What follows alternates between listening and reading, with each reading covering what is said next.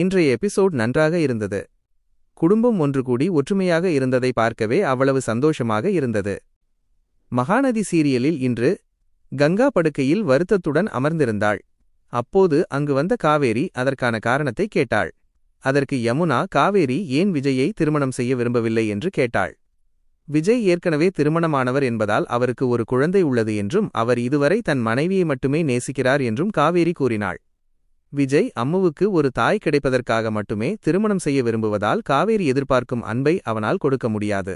இதுதான் விஜயை திருமணம் செய்ய விரும்பாததற்கு காரணம் என்பதை தனது சகோதரிகளுக்கு தெளிவுபடுத்துகிறாள்.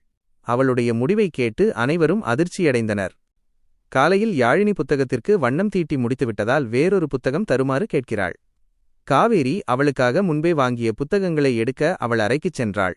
காவேரி புத்தகங்களை ஒரு பழைய பெட்டியில் கண்டுபிடித்தாள். ஆனால் அந்த பெட்டியில் விஜயின் போஸ்டர் ஒன்று இருந்தது. அதை பார்த்து அதிர்ச்சியடைந்த காவேரி புத்தகங்களை கொண்டு வந்து யாழினியிடம் கொடுத்துவிட்டு தன் 3 சகோதரிகளையும் அழைத்துச் சென்று அது பற்றி விசாரித்தாள். அதைக் கண்டு அதிர்ச்சியடைந்த அவர்கள் ஏதேதோ காரணம் சொல்லி சமாளித்துக் கொண்டிருந்தார்கள். அதே நேரம் யாழினி காவேரியை அழைக்க கங்கா காவேரியை யாழினியிடம் செல்லுமாறு அனுப்பி வைத்தாள். காவேரி சென்றதும் 3 சகோதரிகளும் நிம்மதி பெருமூச்சு விட்டனர். காவேரி குடும்பத்தினர் அனைவரும் ஹாலில் ஒன்றாக உட்கார்ந்து பேசிக் கொண்டிருந்தனர்.